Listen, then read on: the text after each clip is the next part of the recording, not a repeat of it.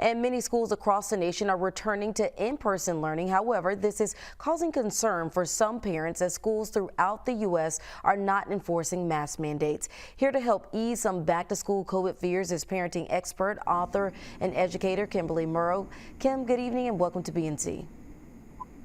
Hi, good evening. Thank you for having me. We're happy to have you with us. We know a lot of these parents have some concerns and many questions. So Kim, as students across the nation are going back to school this month, how can parents actually make sure their kids are prepared when they return back to the classroom during this new normal? Well, one of the things, because all students won't be coming from the same type of home situation, so some parents will be enforcing masks. So if you're a parent who you're concerned about your child and you want to make sure that they're safe, make sure you pack an extra mask with them when you send them to school. So that way, if they happen to drop that one or lose it, they'll have an extra mask or two. Have them, place some hand sanitizer in their backpack as well, along with some wipes, so that way they can wipe their hands. And you want to encourage them to wash their hands often and try to maintain that social distancing, which way it'll be difficult because they'll be around their friends and they'll be excited to be back in a social setting. So just reminding them every day that you want them to have fun and be back with their friends, but you also want them to be safe without scaring the children. That is definitely some good advice there. Again, many parents are very concerned about this. What also advice would you give them to tell their children when they're in the classroom and they are taking out the hand sanitizer and they're doing all these things to help protect themselves, but what other things could you tell them to kind of give their children a peace of mind? Well, as far as the children, I would just make sure that they are constantly reminded that they don't want to have anyone breathing on them or sneezing on them because it is airborne. So they do want to, whenever it's possible, maintain that distance.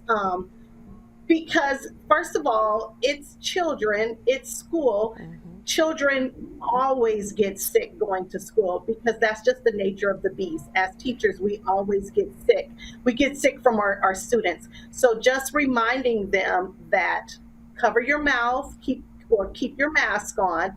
And if someone comes in contact with you and it's a little too close, just remind them, keep your distance, or oh, don't forget to put your mask on. My students are very good with that. They'll remind each other.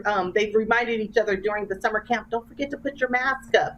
Don't forget to put your mask over your nose. So it's really good if children get into the habit of that. And again, without scaring them and without having them so fearful. We want them to we don't want them to live in fear every day. So, but we do want to remind them about these healthy habits. And Kim, you touched on that. What about children's mental health? How should parents teach kids about being safe during a pandemic without causing irrational fear, especially when it comes to our Black and brown communities who have been so impacted by this virus?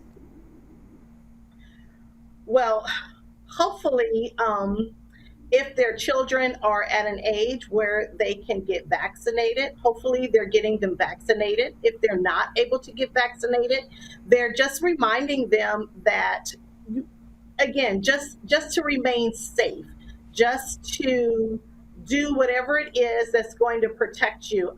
They can even bring up, remember when you had the flu, or remember when mommy had the flu. So it's the same type of illnesses. Obviously, as parents, we know it's much more serious, but we just want to we don't want to alarm our children. We don't want them to be so afraid.